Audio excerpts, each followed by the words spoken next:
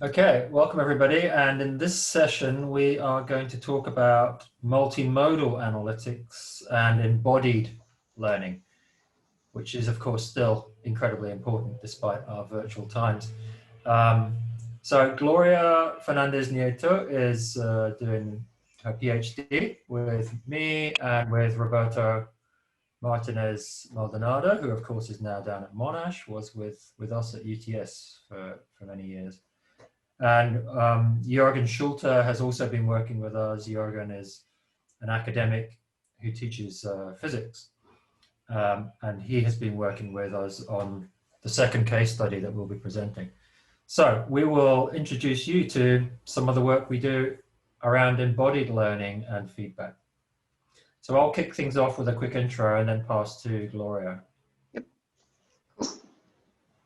Okay, so multimodal analytics means we can, in principle, now start talking about embodied learning. Okay, it's not people interacting through a platform and only through a platform. They're actually face to face, just like in the olden days.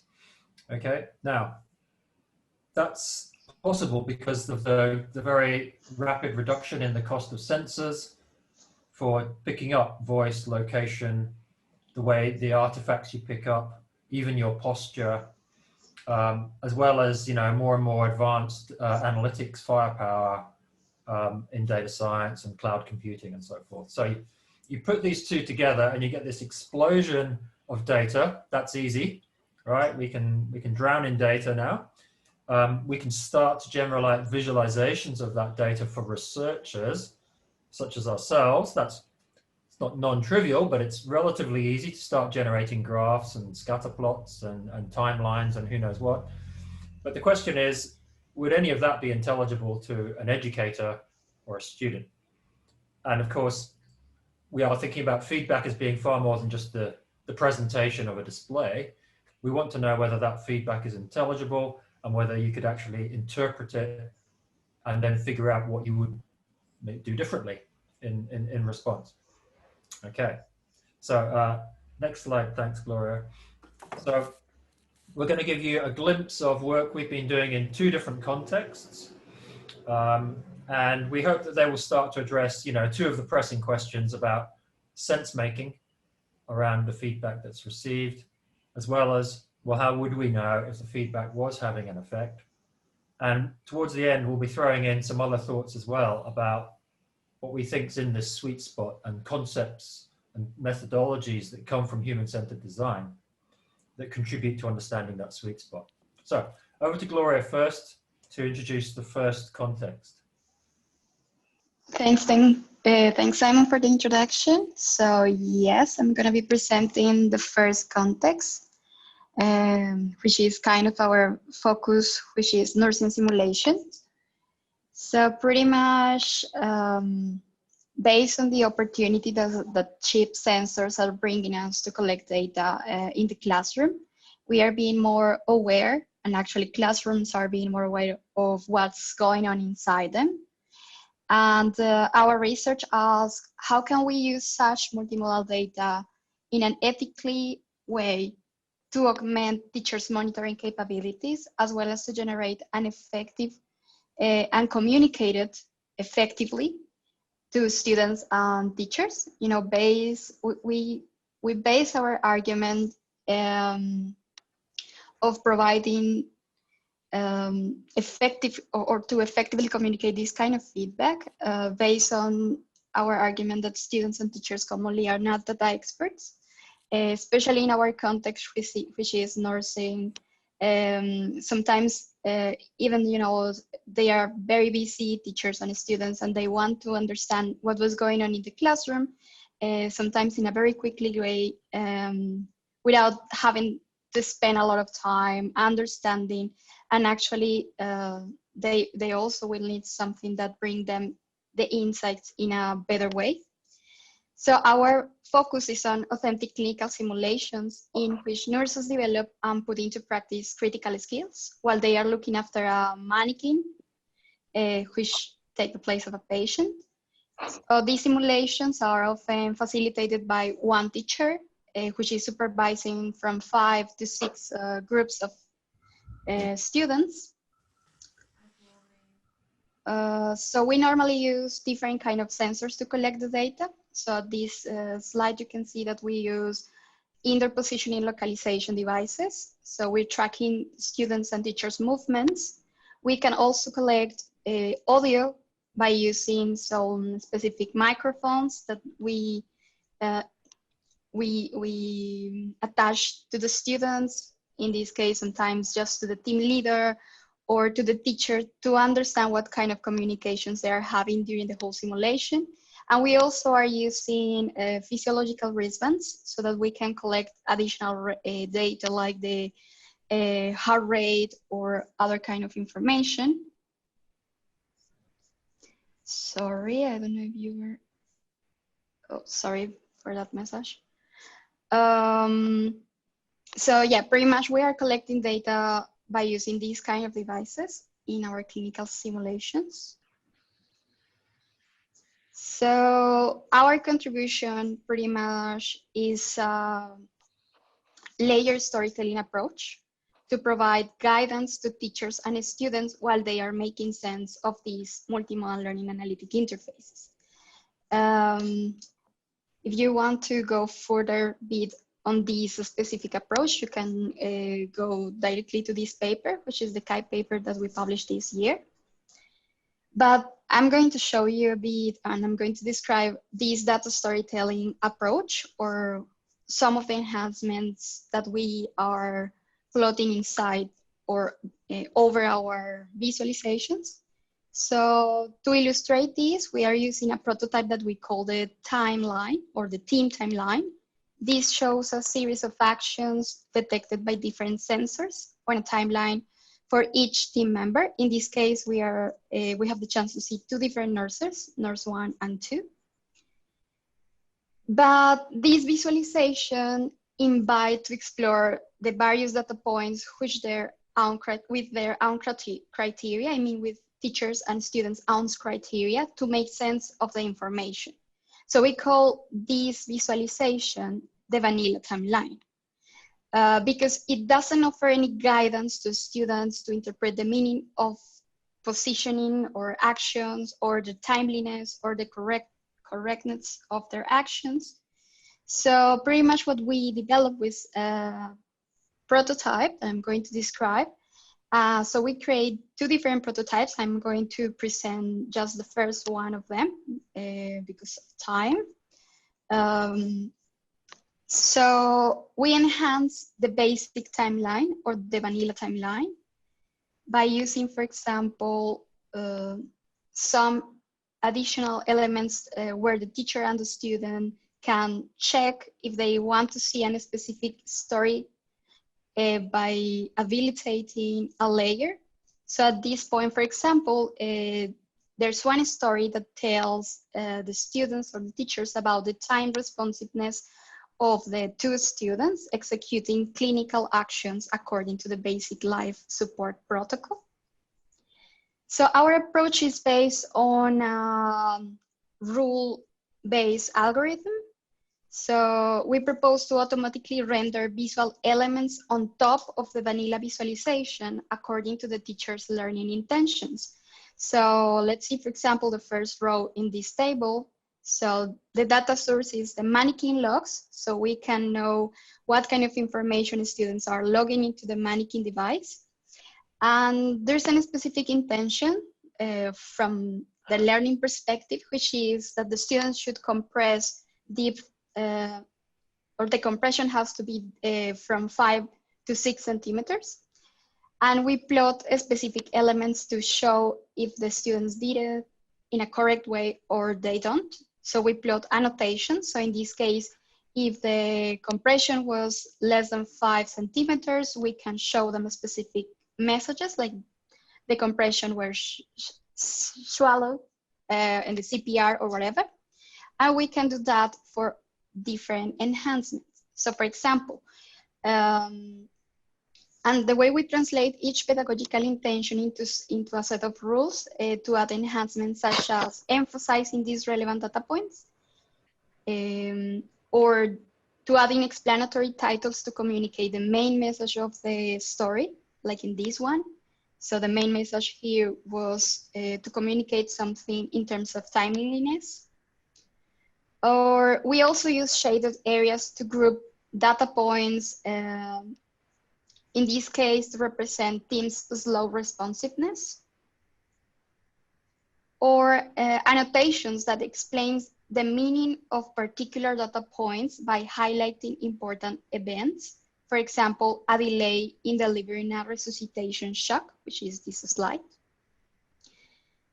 But apart from information about timeliness, we also are showing different information as layers or as different stories. So we can tell them stories about arousals, which is pretty much the levels of stress or engagement that the students has during the whole simulation.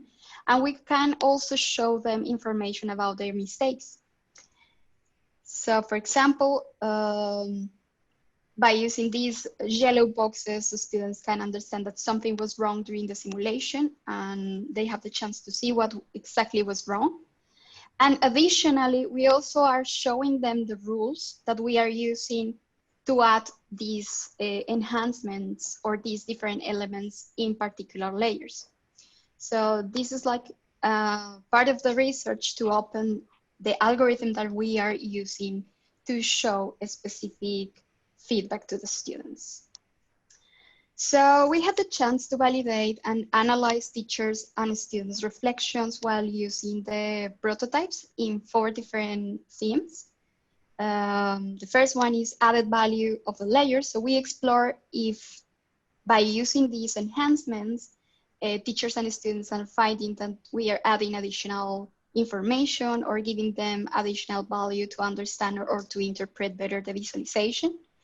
The other theme was to validate and anticipate uses of these stories in the classroom, or how can we use them into the classroom. We also explored the accountability and the algorithm transparency. So these are kind of the partial results that we get from our research. So we ran some interviews with both teachers and students.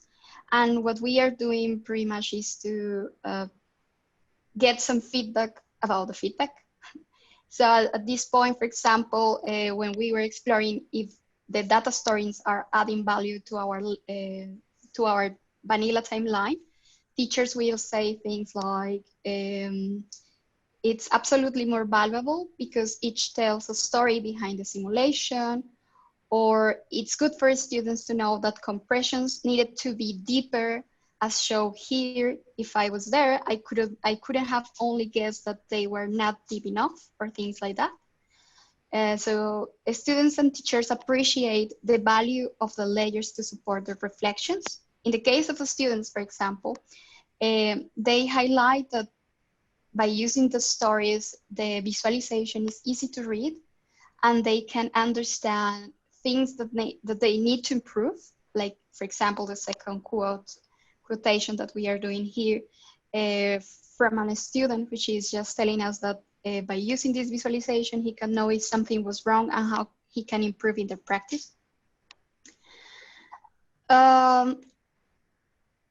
In the exploration of the possible uses of this kind of visualization, well, the teachers mentioned different kind of elements, and they envisage the use of these kind of tools. So among other comments, educators suggest that the interface could be used as an individual homework reflection activity. They also mention both opportunities and risks of using the interface for summative assessment, which is something we need to explore in further research. So in the case of the students, the students were also very interesting to use these kind of interfaces for them to reflect on what they have done during the simulation. And something which is very interesting of these practices is that simulations are designed to have a period of debriefing at the end of the session, where they have the chance to discuss what they did and, to validate if they perform in a correct way or if they have to improve specific actions or things. So students see that pretty much they can use these kind of resources to reflect during that debrief period of time.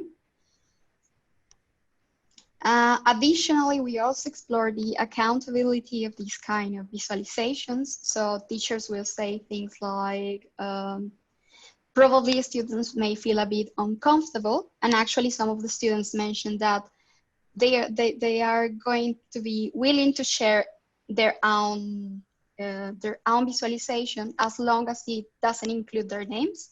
So they all mentioned elements about anonymity in these kind of visualizations. Students could focus on comparing their performance with other teams, which has been also explored for other, and it's part of what Dragan was telling this morning about how harmful can be to provide this kind of feedback. Because it's evident that probably they're gonna start comparing to each other, and that can be harmful in some ways. So in terms of the transparency, we had different conversations about the impact of showing the rules used by the system and who should define them. So most of the students agrees that these kind of rules should be defined for the teacher. So additional discussions about the results are extended in the ACM video that we have available, and in the Kai paper I also explain. So we encourage the audience to explore these kind of findings in these initial, but we discuss elements about risk of biases, false negatives, and many other things that we still need to discuss in terms of understand how teachers and students understand or read these visualizations. So we are still working on that. So that was pretty much the first context. I don't know if Roberto is already here. Yes. Yes, you are.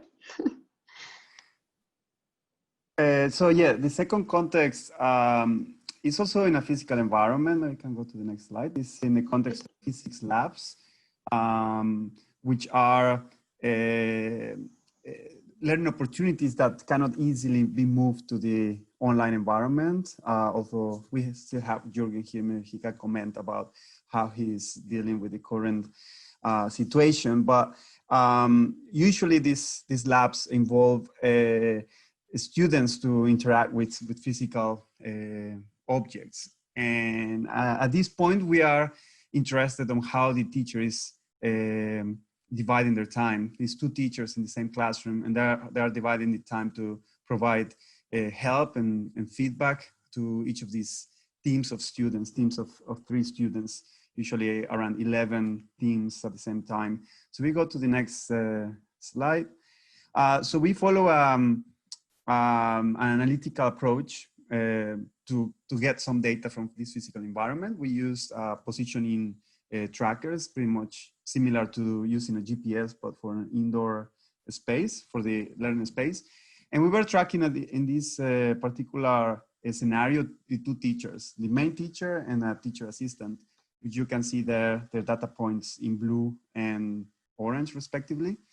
And the dots are the positions of the students where they were placing their experiments, which were actually objects on the benches. We go to the next slide, please. Thank you. Yeah, next. I already mentioned the student experiments. And what was very important was to try to make sense of these low-level data. So we are talking about just X and Y coordinates that we were obtaining every second, pretty much like 3 or 4 data points per second. So it's a lot of data, lots of, let's call it noise, but the data was associated with some meaning. It could be that the teachers were close to the students, but also the students were doing different things. There were 3 different learning designs. So the learning designs help us to drive the analysis of this data to understand what was the meaning of this X and Y position. So we have the first 2 learning designs were similar. We have the students split into small teams. And the first one was a prescribed lab. Everyone is doing exactly the same pendulum setup, pendulum experiment on motion. And the second one was totally different. It was like a project in which students had to do some preparation before coming to the lab. They were going to test some consumer appliances. So that involved also a physically totally different movement and use of the physical space. And the third one was totally different, in which the students had to move from one experiment to another. There were 4 experiments and they had to be moving. So I'm going to make an example of the first learning design. We go to the next slide, and trying to contrast 2 teachers, how 2 teachers are using the space in the environment, in the learning space. And we see in the left, we have a teacher assistant that was focusing on just 2 benches of the classroom. You see that he's very focused. And on the right, we have a totally different assistant who is, we call it on focus because that was what one of the teachers was calling this teacher assistant. The behavior of this assistant is going everywhere, is walking a lot, not necessarily engaging too much with students.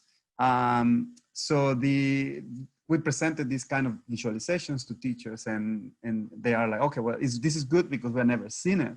But the right question was, okay, how can we use this to provide feedback to teachers, especially novice teachers or new assistants, to understand what are the best strategies in using the space.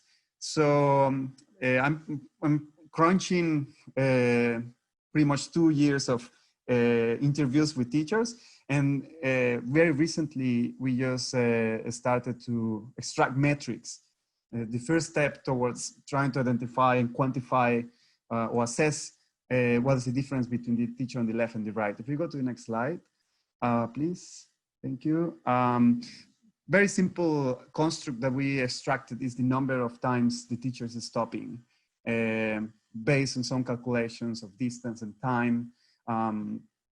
And what we obtain is that, for example, the teacher on the right is stopping a higher number of times. Okay, that's very obvious. But if we go to the next slide, we started to extract other metrics that started to point at some higher order constructs like instances of co-teaching, when the teachers were close to each other for a certain period of time, and if these instances were close to where the students were, and we started to present these to the teachers. In this case, for example, we see that the one on the left was pretty much working by itself, and the other teacher maybe was just dividing the attention to the other 3 benches in the classroom. And if we go to the next one, we start to extract other metrics from this low-level data. One is entropy, which is what our eyes were already doing, focus versus unfocus, and we can measure that. And we can see that the one on the right is more on focus. There is more information in the same space. And what I'm putting on top of these charts is just a visualization of that entropy, but it's just a calculation. And then the next one, it is how egalitarian is the attention that is providing to the teachers. If it is to the students, the teacher to the students. If it's unbalanced, that means they're just focusing on certain students. The one on the right is more balanced. And yet the full attention time of this session, which was about around 1.5 hours, is 40 minutes of that time was actually the teachers paying attention to students versus 25 on the right. So this is it's just an example of kind of metrics that we're extracting. So in this project, if we go to the next slide, we are not yet at the level of providing any kind of tool to the teacher to start dialogic feedback on their movements, on what we call the proxemics of the classroom. But we started to provide some kind of interface. This is one of the ones we tested at the very beginning. We tried with heat maps already, and it's interesting, but it serves as a very interesting research tool to understand how teachers are using the classroom. We had a live teacher dashboard that in real time would tell the teacher, you haven't attended this group for more than half an hour. But we dropped these kind of early dashboards because we really wanted to understand what is information that teachers would need at the right time. For real use, they only need an alarm if something is really, really going wrong. But they are more interested in understanding what is a good practice and how, especially teacher assistants who don't have pedagogical training, formal pedagogical training, how they can come on board and start to understand what would be a best practice to engage with the students. And if we go to the next slide, and that's pretty much, we start to wrap up the main messages from these two cases. In the first case, we have a more developed scenario in which we have lots of data, lots of complexity, but we try to distill what we call the pearls from the oysters, the actual insights that may be useful for students. And we are trying to do the same in the second scenario, which is from this low-level data that maybe we can triangulate with audio recording, as Rola suggested, something, and we actually have a little data set, we haven't analyzed it, and trying to map it to some higher order constructs that can be meaningful, like the teacher is stopping, is a transition, is it stopping in one area that has some meaning, like near the whiteboard, near the computer, near the student, near another teacher. So maybe they are talking, and we want to bring also other sources of evidence like the speech and also the angle of the body. So that gives also more information about what's actually going on, because X and Y data is just too low level and can lose the meaning very easily, this kind of data. And the next slide, this is another key message that probably we are reiterating a lot, but this is another way of presenting. I actually, Dragan talked about user-centered design, but I think there's a big difference between user-centered and human-centered or co-creation or co-design. User-centered is observing what the user is doing, bringing some theory, in our case, maybe educational theory, and in the end, we design something. But co-design is actually changing the whole mindset and bringing the user, let's say teachers and learners, to sit next to the researchers, next to the designers, and create something together, which is hard, it's challenging, but there is enough literature, enough evidence in other fields that that can encourage us to try. And maybe there's a way to design these kind of tools that can support the dialogic feedback process with learners and teachers. And I think that's probably what we are all trying to advocate. And the third one message is about that we need also methodologies to measure the impact of the analytics that we are using and creating. There's a very interesting paper by Alicia Weiss and her colleague that started to put together how to come, especially for teachers, how can we come from the questions that teachers need to be responded with evidence and support all the different processes to get into making some impact into learning. And that involves interpreting the data, making sense of the data, and then making decisions and taking some actions. So it's not just showing some data and plotting data, as also Dragan was mentioning, you know, in the early days, but it's also in current days, just creating a dashboard and putting it in front of the teachers or the student and hope that all this process is going to happen unaided without any support. And the fourth one is this idea of data storytelling that Gloria was presenting, this what we call data stories, which is stop plotting data, stop just showing what we can collect, and try to create opinionated interfaces that already have something. Maybe they're biased, but maybe we can design what is the design for this bias. So on the left side, we have the general data-driven visual analytics approach taken from a highly cited paper in Learn Analytics, which is just a process, in which we just take the data, we process it, we plot it, and then everything happens on the side of people. And that's problematic because these people are students sometimes, and students are not necessarily experts on data analysis. So we are hoping for too much.